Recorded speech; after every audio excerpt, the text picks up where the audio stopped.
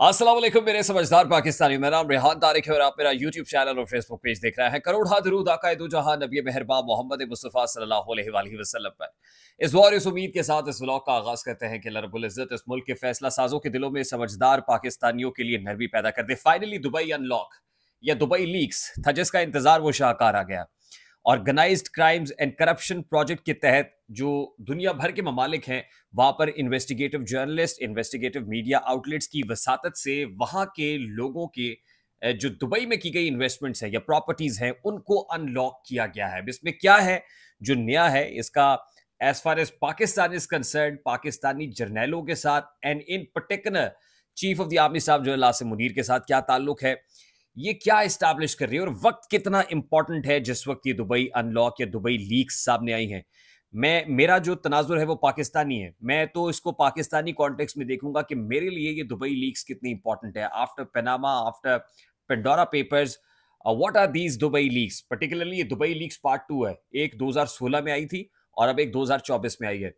पाकिस्तान के दो media outlets बताए जा रहे हैं, एक डॉन है और दूसरा जंग और जियो ग्रुप है, जिससे वाबस्ता तहकीकाती सहाफ़ियों ने organised crimes and corruption project के इस प्रोजेक्ट के अंदर जो है वो ताउन फराहम किया है। सबसे पहले मैं आपको बता दूं कि ये चीज़ अनलॉक हुई है कि सबसे ज़्यादा इन्वेस्टमेंट्स दुबई के अंदर इंडियंस की हैं and that is almost 29.8 billion की इन्वेस्टमेंट है। यूके की 14.7 बिलियन की है, ये बिलियन डॉलर्स की बात हो रही है। पाकिस्तान की 10.7 बिलियन है, यानी पाकिस्तान तीसरे नंबर पर मौजूद है। पर्टिकुलरली इस दुबई लीग्स के अंदर जिन हाई प्रोफाइल्स के नाम आए हैं, वजीर दाखिला मोहसिन नकवी की अहलिया, सेनेटर फैसल वोडा, शर्जील मेमन उनकी अहलिया, हुसैन नवाज यानी नवाज शरीफ के साहबजादे, आसिफ जरदारी के 3 बच्चों के नाम शामिल हैं, शेर अफजल मरवत का नाम शामिल है, फरज शहजादी का नाम शामिल है, 12 से जायद रिटायर्ड जर्नैल हैं जिनके नाम शामिल हैं।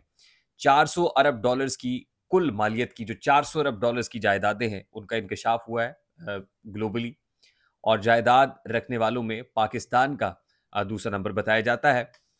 अब जो जायदाद है वो ख़ास तौर पे मैं बता दूं कि इंडिविजुअल जो वर्जन सामने आ रहे हैं, वज़ीर दाखिला मोहसिन नकवी साहब ने जो स्टेटमेंट दिया वो कहते हैं कि जो उनकी जायदाद इस पे शो की गई है वो रवा माली साल के गोशवारों में जाहिर की जाएगी। इससे पहले एक प्रॉपर्टी थी, उस प्रॉपर्टी को एफबीआर को डिक्लेयर किया गया था, उनके असासों में डिक्लेयर थी, लेकिन वो प्रॉपर्टी बेची गई। रिसेंटली वो प्रॉपर्टी बेच के एक नई प्रॉपर्टी खरीदी गई है। तो उस प्रॉपर्टी को वो कहते हैं कि जो ऑनगोइंग ईयर है, रवा माली साल उसके गोशवारों में जाहिर कर दिया जाएगा। ये कोई ऐसी चीज़ नहीं है जो अनडिक्लेयर्ड हो, बल्कि डिक्लेयर्ड प्रॉपर्टीज़ हैं। शेर अफजल मरवत ने कहा कि दुबई में उनका अपार्टमेंट है and that is duly declared. फरज शहजादी के हवाले से बताया जा रहा है। और चंद लोग ऐसे हैं जिन्होंने कहा है कि जैसे आसिफ जरदारी के 3 बच्चों के नाम शामिल है, तो बिलावल भुट्टो ने इसके ऊपर अपना जो स्टेटेड वर्जन है, पोजीशन है वो दी है और वो कहते हैं कि डिक्लेयर्ड प्रॉपर्टीज़ है। ख्वाजा आसिफ ने इसको जो है वो डब्बा फिल्म करार दिया है कि ये डब्बा फिल्म है, इससे कोई फ़र्क पड़ने वाला नहीं है। इससे पहले पनामा और पेंडोरा पेपर्स में क्या हो गया, सिर्फ पनामा पेपर में एक नवाज शरीफ को हाईलाइट किया गया और उसको विक्टिमाइज़ किया गया। उसके अलावा जो रिटायर्ड जर्नैल हैं, जिन रिटायर्ड जर्नैलों के नाम शामिल आ रहे हैं इसके अंदर, उसमें major general retired Ehtesham Zaheer साहब शामिल हैं, साबिक सदर मुशर्रफ का नाम शामिल है, साबिक सदर मुशर्रफ के मिलिट्री सेक्रेटरी शफातुल्लाह शाह का नाम शामिल है, लेफ्टिनेंट जनरल अफजल मुजफ्फर का नाम शामिल है, जनरल कमर जावेद बाजवा के बेटे का नाम भी इसके अंदर शामिल है। अब सवाल यह है कि ये प्रॉपर्टीज तो आ गई, लेकिन लीक्स या अनलॉक या को बहुत बड़ा तहलका इस तो तब कहा जाएगा ना कि ये जब अनडिक्लेयर्ड प्रॉपर्टीज हों, जो असासा जात में जाहिर ना की गई हों और अनडिक्लेयर्ड हों, सामने आ जाए, तो फिर एफबीआर उसको टैक्स नेट में लाए और उसका जो टैक्स है वो कलेक्ट किया जाए तो पाकिस्तान को फ़ायदा भी हो। अल्टीमेटली अगर डिक्लेयर्ड है, ड्यूली डिक्लेयर्ड है, पाकिस्तानी इसको जाहिर कर चुके हैं हाई प्रोफाइल्स, तो फिर इससे what difference does it make, ये एक बहुत बड़ा सवाल है। अब वक्त कितना अहम है, ये वक्त इस कदर अहम है कि फैसल वोडा साहब जैसा बंदा ये कहता है कि इसको करंट इस्टेब्लिशमेंट के खिलाफ इस्तेमाल करने की, करंट स्टेटस को के खिलाफ इस्तेमाल करने की कोशिश की जा रही है। हाल ही में जो मामला हुआ आज़ाद कश्मीर का, उससे डेंट पहुंचा पाकिस्तान की सिक्योरिटी इस्टेब्लिशमेंट को, और सिक्योरिटी इस्टेब्लिशमेंट की जब बात होती है तो जाहिर है उसके जो करता धरता है उनको, chief of the army staff general Nasim Munir, फिर जो जजेस के खतूत सामने आ रहे हैं, पहले 6 जजेस का खत, अब जस्टिस बाबर सत्तार का खत। नुकसान किसको है? इस्टेब्लिशमेंट को। इस्टेब्लिशमेंट बराह रास्त बताई जा रही है मुलव्विस। उसके बाद IMF की ट्रॉन्च पाकिस्तान आ रही है, एग्रीमेंट हो रहा है, और ये जो सब कुछ हो रहा है, खासतौर पे दुबई लीक्स वाला मामला, डेटा और ये सब चीज़ें, तो उससे नुकसान किसको हो रहा है? करंट स्टेटस को हुकूमत को और इस्टेब्लिशमेंट को। फिर अभी नैब तरामीम को चैलेंज करने का जो केस है, जिसमें इमरान खान साहब ने केस दायर किया हुआ और कल likely is going to get himself appeared before the court, video link के जरिए से अटॉर्नी जनरल साहब को बाउंड किया गया है। तो उसमें टाइमिंग इस कदर इंपॉर्टेंट है कि वहां पर भी वो बताएंगे कि उसमें पाकिस्तान तहरीक इंसाफ के लोगों के नाम तो शामिल नहीं है, लेकिन वो लोग जिन्होंने नैब तरामीम से फायदा उठाया है उनके नाम शामिल है। तो टाइमिंग बड़ी इंपॉर्टेंट है, और टाइमिंग इसके अंदर इंपॉर्टेंट है कि जिससे ये तासुर मिलता है कि करंट सिक्योरिटी इस्टेब्लिशमेंट या chief of the army staff general Asim Munir के इस करंट स्टेटस को डेंट डालने की जो है वो एक कोशिश सामने आई है। पहले जब पनामा पेपर्स आए तो पनामा पेपर्स के अंदर भी उस वक्त की हुकूमत, उस वक्त के जो करता धरता है नवाज शरीफ साहब, उनको नुकसान पहुंचा, एक बयानिया बना।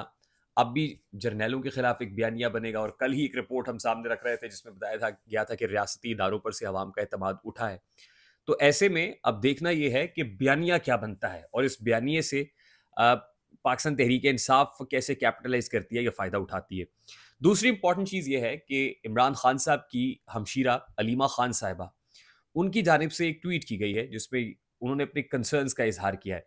उनका कहना है कि इमरान खान साहब ने हमें बताया है कि उनका जो सेल है डयाला जेल में, उसके जो गार्ड्स हैं वो तब्दील कर दिए गए हैं, और बताया गया है कि वो लोग छुट्टी पे चले गए हैं। नंबर 1। नंबर 2 ये कि ट्यूसडे को इमरान खान साहब की फैमिली के साथ मुलाकात होती है, लेकिन वो मुलाकात भी कैंसिल कर दी गई। नंबर 3 ये कि अलकादर ट्रस्ट केस जो है उसकी समाअत भी कैंसिल हो गई। तो वो कहती हैं कि ये सीक्वेंस के अंदर जो 3 इवेंट्स हुए हैं, इससे इमरान खान, और पहले भी असैसिनेशन अटेम्प्ट्स हो चुकी हैं, इमरान खान साहब पर असैसिनेशन अटेम्प्ट्स हुई हैं, उनको कत्ल करने की साजिश की गई है, और अब ये जो 3 कड़ियां वो मिला रही हैं, इससे वो इस्टेब्लिश कर रही हैं कि इमरान खान जो अडयाला जेल में इस वक्त मौजूद हैं, उनकी जान को शदीद खतरात लाक हैं।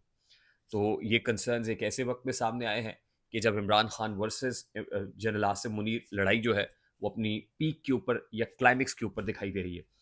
तीसरी इंपॉर्टेंट चीज़ ये है कि इस्टेब्लिशमेंट को वो रिक्वायर्ड रिजल्ट्स अदालतों से नहीं मिल रहे हैं, और कल मैंने आपको बताया था कि जिनाह हाउस हमला केस में लाहौर की एंटी टेररिस्ट कोर्ट ने पाकिस्तान तहरीक इंसाफ के 9 मई में मुलव्वस मुलजिमान 7 मुलजिमान ने उनको जमानत पर रिहा किया था, और आज एहतसाब अदालत रावलपिंडी के जज एजाज आसिफ साहब ने 9 मई के मजीद मुलजिमान को जमानत पर रिहा कर दिया है।